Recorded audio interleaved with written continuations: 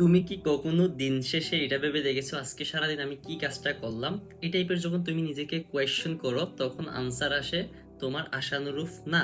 যার ফলশ্রুতিতে আমরা ম্যাক্সিমামে হতাশ হয়ে যাই, মনে হয় যে আমি তো আজকে সারাদিন অনেক কিছু করছিলাম বাট আলটিমেটলি আমার কোনো কাজই তো শেষ হয়নি। আজকে অনেক কিছু পড়ার কথা ছিল বাট আলটিমেটলি কিছুই পড়া হয়নি।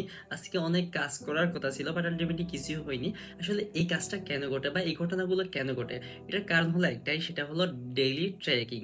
আমরা ম্যাক্সিমামে আমাদের লাইফে প্রতিদিন আমরা আমাদের যে কাজগুলো করা উচিত, লাইক ধরো আজকে আমার 5টা কাজের শিডিউল আছে, যে আমার সকালে ঘুম থেকে উঠতে হবে, ওটা একটা বাজার করতে হবে, এরপর একটু পড়াশোনা করতে হবে, কলেজে কিছু কাজ আছে বা ভার্সিটিতে কিছু কাজ আছে।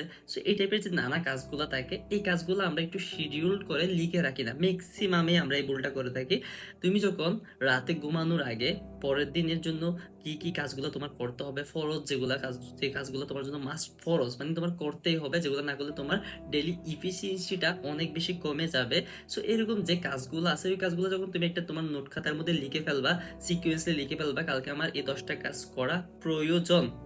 এখন তুমি যদি 10টা কাজ করতে নাও পারো, তুমি ওখান থেকে যদি জাস্ট 5টা বা 6টা কাজ করতে পারো, এটাও কিন্তু তোমার জন্য অনেক বেশি বেনিফিটেড। জেনারেলি কিন্তু তুমি 2টা কাজও সম্পন্ন করতে পারতেছো না, সেই জায়গায় তুমি 5টা বা 6টা কাজ সম্পন্ন করতে পারতেছো। সো এটা তোমাকে অনেক অনেক বেশি বেনিফিটেড করবে লাইফে। সো এই জন্য সবসময় নিজেকে কোয়েশ্চেন করো যে প্রতিদিন আমি আজকে কি শিখলাম, আজকে এমন কোনো কাজ করলাম কিনা যেটা আমার লাইফটাকে ভবিষ্যতের জন্য প্রস্তুত করবে বা আমার ইমপ্রুভমেন্ট করতেছে। সো এই টাইপের কোয়েশ্চেনগুলো যখন তুমি নিজেকে করবা, তখনই তোমার আসলে প্রোগ্রেসটা বুঝতে পারবা। অথবা তুমি যদি তোমার ডেইলি যে টার্গেটগুলো আছে বা যে গোলগুলো আছে, ওগুলো যদি তুমি তোমার খাতার মধ্যে নোট ডাউন করে ফেলো, তখনও তুমি বুঝতে পারবা যে আসলে তুমি কালকে কোন কাজগুলা তুমি করার কথা ছিল বাট করা হয়নি। দ্যাট মিনস তুমি কালকে ফাঁকিবাজি করছো। সো পরের দিন তোমার থেকে একটা স্পিড আসবে যে নেক্সট দিন ফাঁকিবাজি করা যাবে না, প্রথম দিন আমি ফাঁকিবাজি করছিলাম।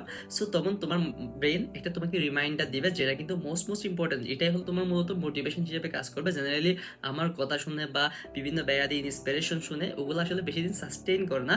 তুমি যখন নিজের ব্রেনকে নিজে নিজে রিমাইন্ডার দিতে পারবা, তখনই সেটা বেশি সাস্টেইন করে। সো দ্যাট এটা অনেক অনেক বেশি ইম্পর্টেন্ট। যদি তোমার লাইফটাকে গুছাইতে চাও, তাইলে ভাইয়া তোমার ডেইলি কাজগুলোকে একটু শিডিউল করে তোমার কাদের মধ্যে নোট ডাউন করে ফেলিও।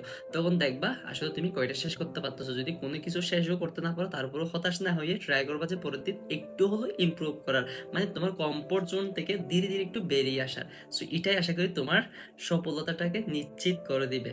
সো দেখা হচ্ছে পরবর্তী কোনো একটা ভিডিও নিয়ে। সে পর্যন্ত ভালো থাকো, আল্লাহ হাফেজ। আর ভিডিওটা ভালো লাগলে চ্যানেলটা সাবস্ক্রাইব করে দিও।